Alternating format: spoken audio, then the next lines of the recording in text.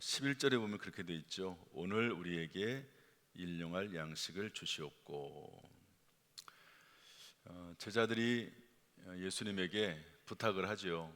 기도를 좀 알려주세요. 그랬더니 예수님께서 이렇게 기도하라. 하늘에 계신 우리 아버지여. 기도의 대문입니다. 신앙 고백이기도 하고요. 우리 교회 이제 저 밑에 현관 로비문을 열고 들어오면 그 문을 통해서 대부분 들어오게 돼 있죠. 그런 것처럼 기도에 있어서도 세 가지 대문이 있는데, 하늘에 계신 우리 아버지, 하나님을 아버지라고 부르면서 기도합니다. 그 다음에는 이제 하나님을 향한 기도 세 가지가 나오죠. 우리 로비문을 통과해서 들어오면, 본당에 들어오려면 우리는 문이 두 개가 큰 문이 있고 옆에 하나가 조그만 문이 있죠. 세 개로 본당 안으로 들어오게 되어 있습니다. 물론 저 위에도 문이 있긴 하지만, 그런 것처럼 이제 기도의 대문, 하늘에 계신 우리 아버지여라고 하는 이 문을 통과하고 나서 하나님을 향한 문이 세 개가 있습니다. 또는 기둥이 세 개가 있는데, 하나님의 이름, 아버지의 이름, 아버지의 나라, 아버지의 뜻이 이루어지게 해달라고 먼저 기도 올리는 거죠. 그래서 내 이름이 아니고 하나님의 이름, 내 나라가 아니라 하나님의 나라, 내 뜻이 아니고 하나님의 뜻. 우리의 목적이나 방향성이 온전히 하나님께 향해져 있어야 된다 하는 것을 말씀해 주고 있습니다. 교회도 그렇고 개인도 그렇고 우리 하나님의 자녀들은 어찌 됐든지 간에 하나님의 이름을 높여드리고 하나님의 나라를 이루게 하고 또 하나님의 뜻을 이루도록 우리가 애써야 되는 거죠. 그래서 그걸 갖다 계속 기도하는 겁니다. 하나님께서 스스로 하나님의 지혜와 능력으로 하나님의 나라를 이루시고 하나님의 뜻을 성취하시고 하나님의 이름이 높아지기를 원합니다. 하나님께서 그렇게 하십시오. 제가 그 일을 돕겠지만 하나님께서 그 일을 하십시오라고 하나님 앞에 올려 드리는 거죠. 이렇게 하나님을 향한 기도를 간절하게 믿음으로 묵상하면서 올려드리고 나면 이제 세 개의 기둥이 또 나옵니다. 세 개의 기둥이, 그것은 사람을 위한 세 가지 기도 제목이 나오지요. 사람을 위한 기도. 그리고 나서 이제 맨 마지막에 마무리하고 이제 기도를 마치게 되어 있는데요. 사람을 위한 기도 세 가지 중에서 오늘 첫 번째 내용을 다루는데, 그 첫 번째 내용이 뭐냐? 오늘 우리에게 일용할 양식을 주시옵고. 이 기도 제목을 우리가 하나님 앞에 올려드리면서, 주기도문으로 올려드리면서 생각해야 될 게 뭐냐면, 제일 첫 번째로 하나님께서 기도하라고 하신 내용이 놀랍게도 사람의 먹고 사는 문제다, 경제 문제다 하는 겁니다. 어떤 분이 이렇게 이 부분을 얘기하더라고요. 하나님의 나라를 기도하고 하나님의 뜻을 위해서 기도하고 하나님의 이름을 위해서 상당히 거룩하고 수준 높은 그런 기도를 올린 것 같은데, 곧바로 이어서 먹고 사는 문제를 다루니까 이거 좀 격이 떨어지는 거 아니냐, 그렇게 느낌이 들 수도 있다, 그렇게 이야기하시더라고요. 그런데 예수님은 솔직하고 현실적이십니다. 예수님은 무한히 영적이지만 또한 먹고 사는 문제가 사람이 이 세상에 살아가는 동안 꼭 필요하다는 것을 아신다는 거죠. 예수님은 먹고 사는 문제가 우리에게 얼마나 중요한지 아실 뿐만 아니라 그 문제를 해결해 주시기를 누구보다도 간절히 원하고 계시다는 거죠. 하나님은 우리의 수준을 이해해 주십니다. 이 땅에 살면서 육신을 입고 사는 사람의 연약함을 이해해 주신다 하는 거죠. 먹고 사는 문제, 이것을 어떤 분이 밥이라고 그렇게 풀었어요. 밥. 여러분, 이 먹고 사는 문제 속에 이것을 밥으로 표현하면 그 속에 모든 인생사가 다 녹아 들어 있다는 거죠. 우리들이 사람들을 만날 때, 야, 너는 밥은 먹고 다니냐? 이렇게 물어보잖아요. 밥은 먹고 다니냐? 그러면 이것은 안부를 물어보는 거죠. 진짜 밥을 먹냐? 이것보다도 안부를 물어보는 겁니다. 야, 너 밥이 넘어가냐?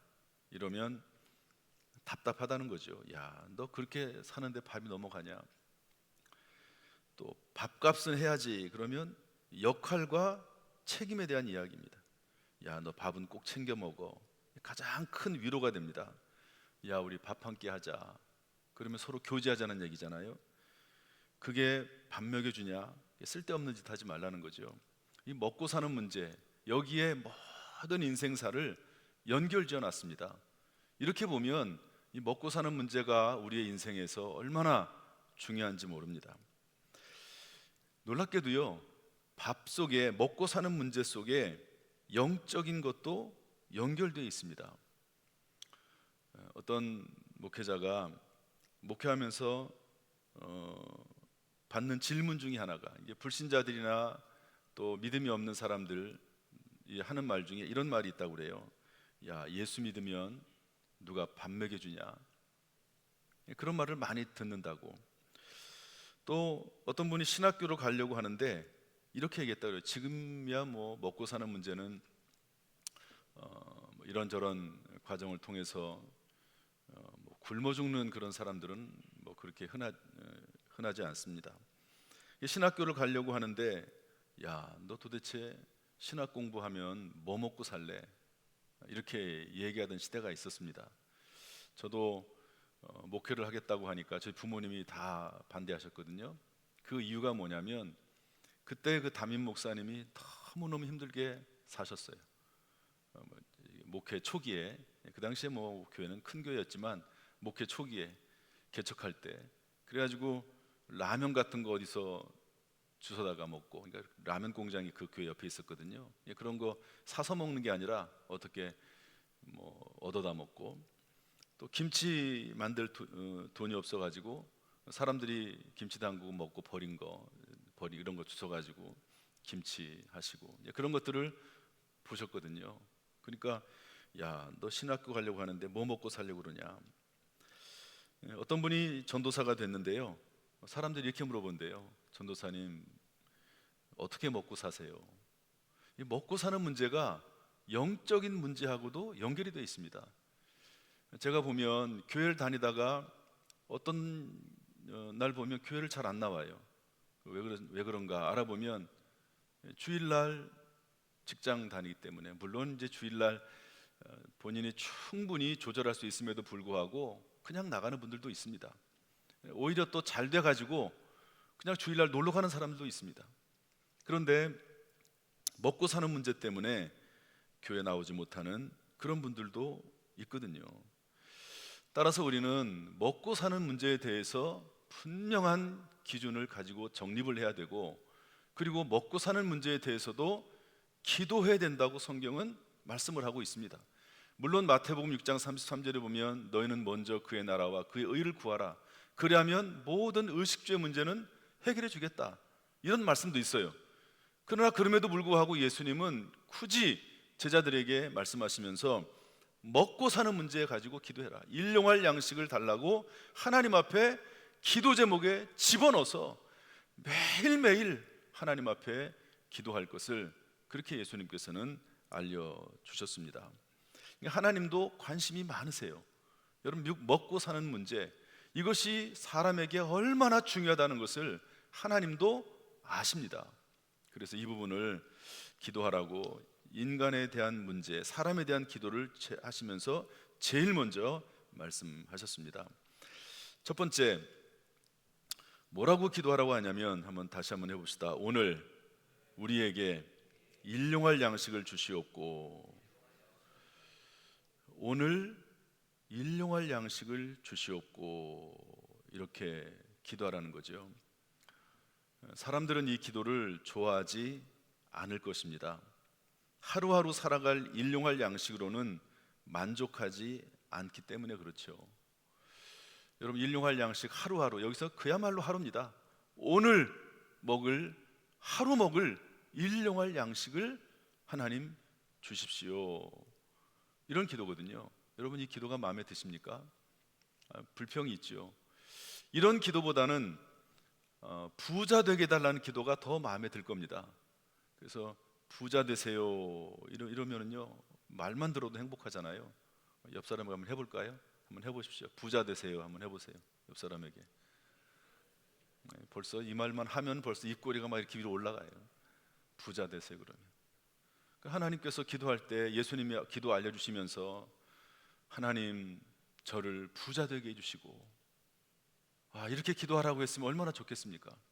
그런데 하나님 그렇게 기도하라고 하지 아니하시고 일용할 양식, 하루하루 먹을 양식 주세요. 그렇게 기도했다는 겁니다. 기도하라고 하셨다는 거죠.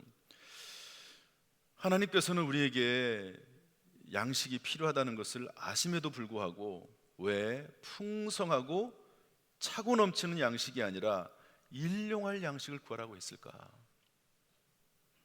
첫 번째 이유는요, 자족하는 마음이 우리의 인생을 파멸의 길에서 벗어나게 하기 때문에 그렇습니다. 한번 따라합시다. 자족하는 마음. 한번 따라서 한번 해보세요. 자족하는 마음. 디모데전서 6장 6절부터 10절 말씀인데 한번 읽어보겠습니다. 좀 길지만 한번 읽어보겠습니다. 다 같이 시작. 그러나 자족하는 마음이 있으면 경건은 큰 이익이 되느니라. 우리가 세상에 아무것도 가지고 온 것이 없음에 또한 아무것도 가지고 가지 못하리니 우리가 먹을 것과 입을 것이 있을즉 족한 줄로 알 것이니라. 부하려 하는 자들은 시험과 울무와 여러 가지 어리석고 해로운 욕심에 떨어지나니 곧 사람으로 파멸과 멸망에 빠지게 하는 것이라. 돈을 사랑함이 일만하게 뿌리가 되나니 이것을 탐내는 자들은 미혹을 받아 믿음에서 떠나 많은 근심으로써 자기를 찔렀도다. 성경 말씀은 아주 확실합니다.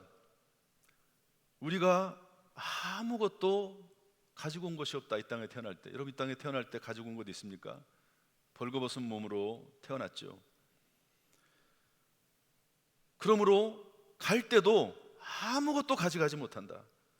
따라서 먹을 것과 입을 것이 있으면 족한 거지. 아무리 많은 것을 가지고 쌓아놓은들 그거 가지고 가는 거 아니다. 오히려 부하려고 하는 사람들은, 돈에 대한 욕심이 있는 사람들은 시험과 울무에 빠지고 욕심에 떨어지고 결국 파멸과 멸망에 빠지게도 되고, 돈을 사랑하면 일만하게 뿌리가 돼서 미혹에 빠지고 심지어는 믿음에서도 떠나게 된다. 그러므로 돈을 사랑하지 말아라. 성경에 이런 말씀이 있는데요, 참 정말 저는 이 말씀을 생각할 때마다 진리 중에 진리라고 생각을 합니다. 욕심이 잉태한 즉 죄를 낳고 죄가 장성한 즉 사망을 낳느니라. 성경은 이렇게 히브리서 13장 5절에서 말씀하고 있습니다. 따라서 욕심 부리지 말고 자족하는 마음을 가지고 살아야 되는데, 히브리서 13장 5절 다 같이 읽어볼까요? 시작. 돈을 사랑하지 말고 있는 바를 족한 줄로 알아. 그가 친히 말씀하시기를 내가 결코 너희를 버리지 아니하고 너희를 떠나지 아니하리라 하셨느니라. 물론 그냥 하루하루 근근히 먹고 사는 것조차도 힘든 분도 있을 것입니다. 그런 분들에게 하나님께서 일용할 양식을 주시고 핍절하지 않도록 도우시기를 원합니다. 그런데 원칙은 그렇습니다. 돈을 사랑하지 말고 있는 바를 족한 줄로 알라. 부족하고 좀 힘겨워도 여러분, 하나님 앞에 감사를 잃어버리지 않는 그런 믿음도 하나님 허락해 주시기를 주님의 이름으로 축복합니다. 할렐루야.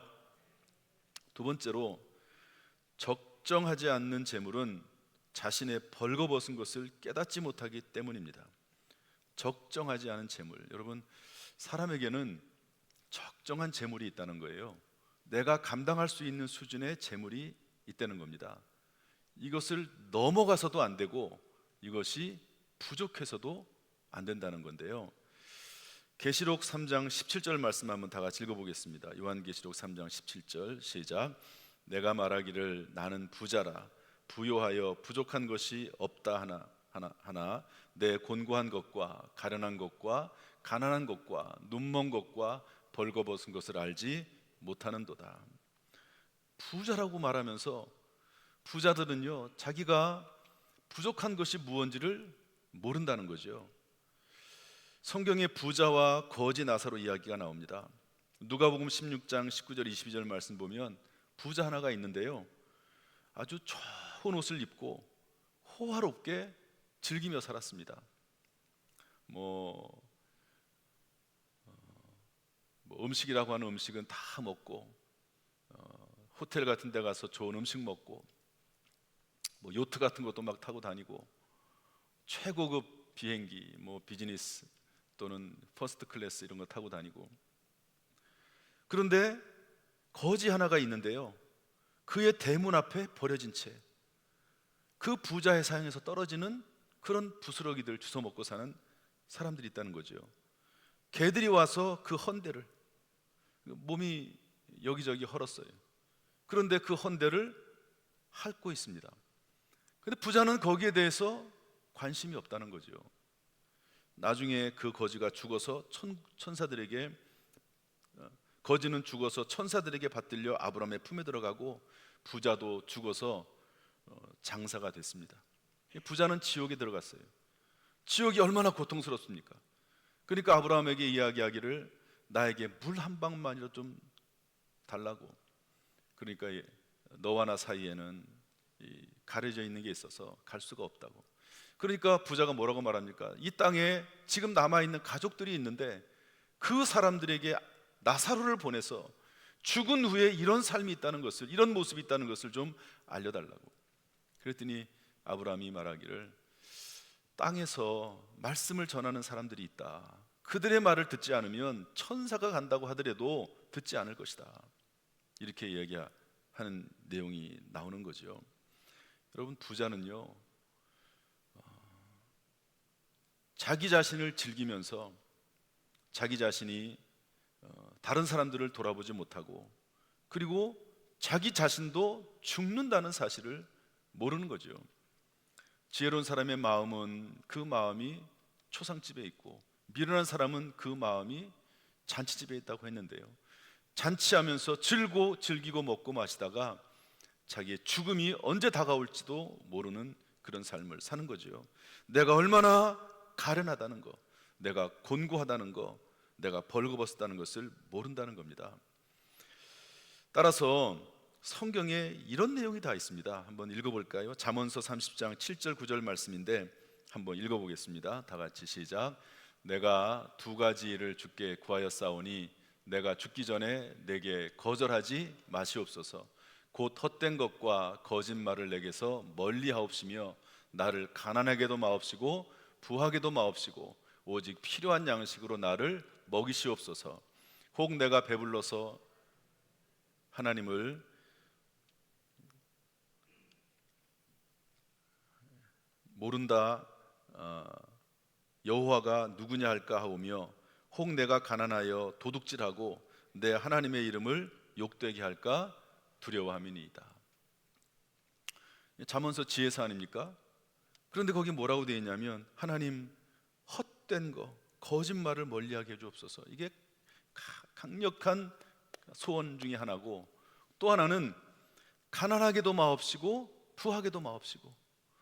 너무 부자가 돼가지고 하나님이 누구냐, 하나님이 필요가 없어요.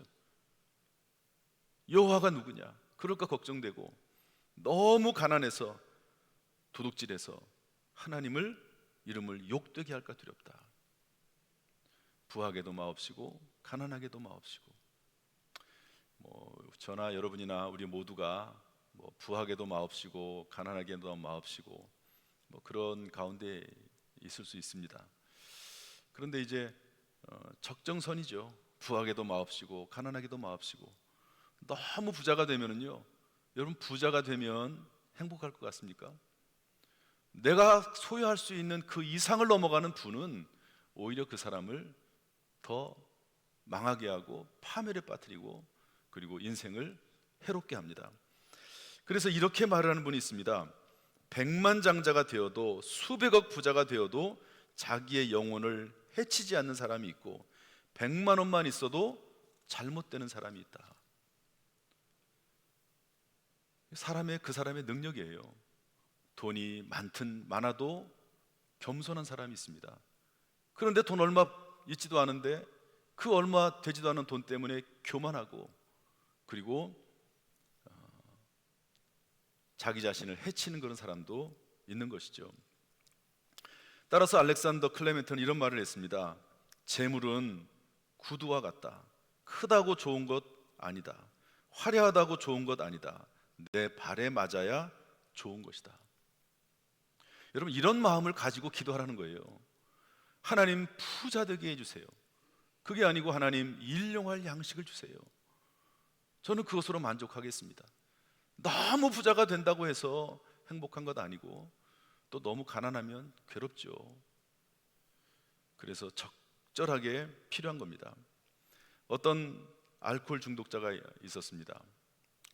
목회하다 보면 이런 분들을 만나거든요. 돈 생기는 대로 술 사 먹습니다. 돈이 조금만 생겨도요, 그거 가지고 술 먹어요. 그래서 자기의 몸과 정신과 영혼을 해칩니다. 어떤 집사님이 계신데 가난하게 살다가 돈을 많이 벌었어요. 그러니까 제일 먼저 집 사고 차를 사더라고요. 참 우리나라는 꼭 그래요. 보면 외국에서는 집, 차 이런 거보다도 다른 것으로 투자를 하는데 우리나라는 일단 차 사요. 차 바꿉니다. 그리고 집 삽니다. 그리고 골프 치러 다니시더라고요. 시간적 여유도 있고 돈도 있고 그냥 골프 치러 다녀요. 그러더니 교회를 안 나오시더라고요. 여러분, 그분에게는 부자가 된 게 저주스러운 겁니다. 여러분, 그렇게 하다가 영혼을 잃어버리고 믿음 잃어버리고 그리고 그 영혼이 지옥에 떨어지면 여러분 어떻게 되겠습니까? 차라리 돈이 없는 게 낫지 않겠습니까? 제가 목회를 하다가 어떤 장로님 한 분을 봤습니다. 부목사 시절인데요. 장로님이 되기 전에는 겸손하게 봉사했습니다. 그런데 장로님 되고 나서요, 목에 기부스를 하셨어요. 목이 뻣뻣해지고 겸손이 사라졌습니다. 봉사가 사라졌어요. 여러분, 교회 중직은 봉사하고 더 열심히 하라고 직분을 세운 것 아닙니까? 근데 봉사를 안 해요. 당회에서 장로들 회의하면 큰 소리를 냅니다. 자기 주장을 굽히지 않고요, 합력하거나 협력하는 것을 그만뒀습니다. 결국 교회의 평안을 깨뜨렸어요. 제가 그 장로님을 보면서 어떤 생각을 했냐면 정말 다행이다. 그런데 다행히요, 그 장로님이요 돈이 없어요. 저 장로님한테 돈까지 많았으면 정말 그 교회에 큰 분란 되겠다, 그런 생각을 제가 했습니다. 자기에게 맞는 적절한 재물, 일용할 양식 필요한 거죠. 일단은 이 기도가 적정한 양식, 하나님 일용할 양식, 나에게 적절한 양식을 주십시오. 하나님, 제가 잘못하면 돈 많아가지고요 놀러 다니다가 신앙 잃어버립니다. 너무 적어서 하나님 모른다고 할지도 모릅니다. 하나님 일용할 양식, 적절한 양식을 주세요. 그런 기도가 이 기도 안에 들어있습니다. 하나님, 저에게 적절한 양식을 주시고 핍절하지 않게 하시고 정말 그래도 이 땅에 살면서 물질 때문에 시험 들고 병들 문제되지 않도록 하나님 채워주십시오 라고 하는 게 이 기도 안에 들어있는 내용입니다. 여러분, 이 기도가 마음에 드십니까? 별로 마음에 안 들어하는 분위기인데 어쨌든 주님이 그렇게 기도하라고 하셨어요. 일용할 양식을 달라고. 부자 되게 달라고 기도하지 말고 일용할 양식을 달라고 기도하라고 주님께서 알려주셨습니다. 이런 마음으로 기도하는 거예요. 여러분 기도할 때, 주기도문 할 때 하나님 저에게 일용할 양식 주세요. 하루하루 먹을 양식 주세요. 이러고 기도하라는 겁니다. 하루하루 먹을 양식. 그런데 두 번째로요, 이 이야기는 제가 다음 주에 조금 더 자세히 할 겁니다. 그런데요, 뭐라고 되어 있냐면 오늘 우리에게 일용할 양식을 주시옵고 우리에게 이렇게 되어 있어요. 이 우리라고 하는 이 단어 하나가 이 기도의 분위기를 확 바꿔놓습니다. 한번 따라합시다. 우리에게 일용할 양식을 주세요. 이걸 영어로 뭐라고 되어 있냐면요, Our daily bread. 그러니까 내가 하루하루 먹을 일용할 양식이 아니고 우리가 먹을 일용할 양식, 이렇게 되어 있는 겁니다. Our daily bread. 우리 양식. 그러니까 처음부터 하나님, 예수님께서는 기도할 때 하나님 우리에게 일용할 양식을 주세요. 하나님 나에게 일용할 양식을 주세요. 이게 아니고 하나님 우리에게 일용할 양식을 주세요. 이렇게 기도한 겁니다. 사람을 위한 첫 번째 기도의 핵심은 우리에게라는 말씀 가운데 있습니다. 이 기도는 나만을 위한 일용할 양식이 아니라 우리를 위한 일용할 양식을 구하는 기도입니다. 여기에 대해서 대표적으로 나와 있는 게 뭐냐면 열왕기상 4장 22절인데요. 저를 보세요. 솔로몬은 왕입니다. 그 당시에 최고의 지혜로운 왕이고 최고의 권력과 부를 가진 왕입니다. 그런데 그 솔로몬에게 일용할 양식이 필요했습니다. 일용할 양식. 솔로몬은 제사장들도 있고 성전도 있고, 그 다음에 또 뭐가 있냐면 그 왕궁이 있잖아요. 왕궁에는 일하는 일꾼들이 얼마나 많습니까? 후위병들도 있고 신하들도 있고, 뭐 거기서 식당에서 일하는 분들 얼마나 많겠습니까? 그런데 그 사람들이 먹을 양식이, 하루하루 먹을 양식이 일용할 양식입니다. 그래서 우리 열왕기상 4장 22절 말씀 한번 읽어볼까요? 한번 다 같이 읽어봅시다. 시작. 솔로몬의 하루의 음식물은 가는 밀가루가 30고루요 굵은 밀가루가 60고루요. 43절 볼까요? 43절 계속 이어보시죠. 23절, 4장 23절.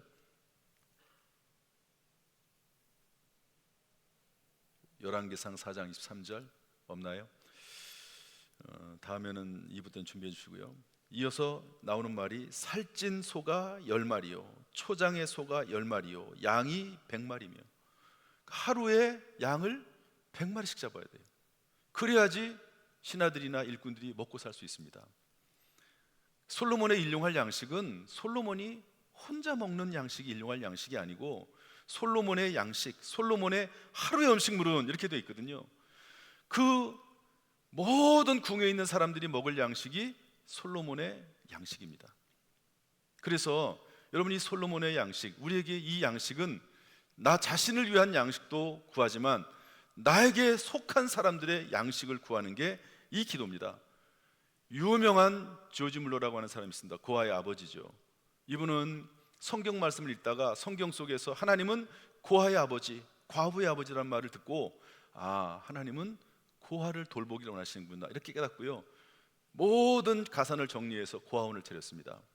그래가지고 평생 고아들을 돌보는 삶을 살았는데요, 그분이 이렇게 기도했습니다.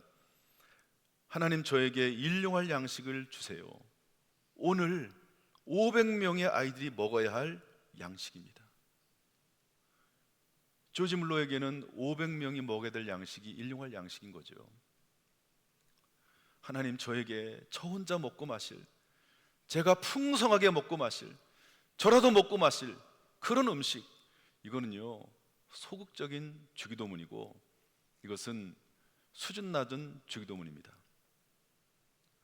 당연히 자기 자신의 일용할 양식을 위해서 기도하지만 성경은 예수님께서 뭐라고 말씀하시냐면 우리에게 일용할 양식을 주십시오라고 기도한 것이죠. 기도하라고 말씀하신 것이죠. 여러분의 일용할 양식 무엇입니까? 그것은 나만 먹을 양식이 아니고 여러분의 가족들이 먹어야 될 양식이고, 어떤 회사를 운영하고 있는 회사의 사장님이라고 하면 그 직원들이 다 먹고 살아야 될 양식이 그분의 일용할 양식입니다. 저는 이것을 꼭 물질적인 양식으로도 볼 수 있지만 영적인 양식으로 본다고 하면 여러분, 제가 여러분들을 뭐 다 먹고 뭐 물질적으로 먹여 살릴 수 있는 건 아니잖아요. 그럴 수 없습니다. 제게 일용할 양식은 뭐냐면 성도들이 매일매일 와서, 주일마다 와서 하나님의 말씀을 들을 영적인 양식, 하나님 저 혼자 먹을 양식이 아니고 제가 하나님의 말씀을 성도들에게 전해서 성도들이 다 먹고 마실 수 있는 영적인 양식을 저에게 주세요. 그게 저에게는 일용할 양식입니다. 저는 하나님 앞에 기도하면서 하나님, 일용할 양식을 주세요. 우리 성도들에게 일용할 양식을 주시고, 또 제가 매 주일마다 하나님 말씀을 잘 준비해서 성도들에게 영적 양식을 먹일 수 있도록 하나님, 저에게 일용할 양식을 주세요 라고 하나님 앞에 기도하는 거죠. 하루에도 몇 번씩, 일주일에 수십 번씩 하나님 앞에 이런 양식을 구하면서 기도하는 겁니다. 따라서 저는 그래서 이것을 일용할 양식을 땅끝 양식이라고 정의를 내려요. 땅끝까지 복음을 전하라고, 말씀을 전하라고 하셨거든요. 땅끝 전도입니다. 그런데 땅끝까지 전도할 수 있는 데 필요한 양식, 땅끝까지 선교하는 데 필요한 양식, 그리고 구제하기에 필요한 양식, 그리고 다음 세대를 세우기 위해 필요한 양식, 전부 땅끝 양식이거든요. 하나님, 저에게 일용할 양식을 주세요. 저에게 일용할 양식은 땅끝 양식입니다. 하나님, 저희 교회에 일용할 양식을 주세요. 저희 교회에 일용할 양식은 땅끝 양식입니다. 전도하고 선교하고 구제하고 다음 세대를 길러낼 수 있는 양식이 우리 교회에 필요한 양식입니다. 기도하는 거죠. 여러분, 이 속에 엄청난 내용이 들어가 있습니다. 먹고 사는 문제가 들어가 있고, 이 안에 전도와 선교가 들어가 있고, 꿈과 비전이 들어가 있는 그런 기도가 이 기도 안에 들어있는 거죠. 여러분, 자녀들을 위해서 기도할 때 우리의 자녀들에게 하나님, 이런 일용할 양식을 주세요. 적정한 양식을 주세요. 그런데 하나님, 땅끝 양식을 주세요. 우리의 자녀들이 세계 선교하고, 우리의 자녀들이 전도하고 구제하고 다음 세대를 길러낼 수 있는 그런 양식을 하나님 주세요. 또 단순히 먹을 것, 주님 뭐라고 말씀하셨죠? 사람이 떡으로만 살 것이 아니요 하나님의 입에서 나오는 모든 말씀으로 산다. 영적 양식, 우리의 자녀들에게도 매일매일 경건의 시간을 통해서 성경 말씀 읽으면서 영적 양식을 주세요. 그렇게 기도하는 거죠. 자녀들을 위해서. 물질적인 양식도 양식이지만 영적 양식도 양식이잖아요. 이런 기도가 이 기도 안에 들어있습니다. 저는 그래서요, 이 주기도문만 잘해도 기도의 성공자가 된다. 주기도문만 잘 이해하고 그 내용을 잘 이렇게 확대해 가면서 묵상하면서 기도해도 그 사람의 인생은 성공한다. 그런데 놀랍게도 절 보세요. 주기도문은 하나님의 뜻에 따른 기도 아닙니까? 누구든지 주의 뜻대로 구하면 들으십니다 말씀했잖아요. 주의 뜻대로 기도하는 내용입니다 이게. 그러면 하나님께서 우리에게 일용할 양식, 땅끝 양식을 주시지 않겠습니까? 하나님 뜻대로. 여러분, 이 주기도문 하면서 하나님 앞에 담대하게 기도하세요. 하나님, 하나님의 뜻대로 하는 기도를 제가 드리고 있습니다. 하나님, 저에게 일용할 양식을 주세요. 우리 교회 일용할 양식을 주세요. 우리 자녀들에게 일용할 양식을 주세요. 적정한 양식을 주실 뿐만 아니라 땅끝 양식을 주세요. 그렇게 기도하는 겁니다. 여러분, 이 기도가 얼마나 간절합니까? 먹고 사는 문제가 얼마나 간절합니까?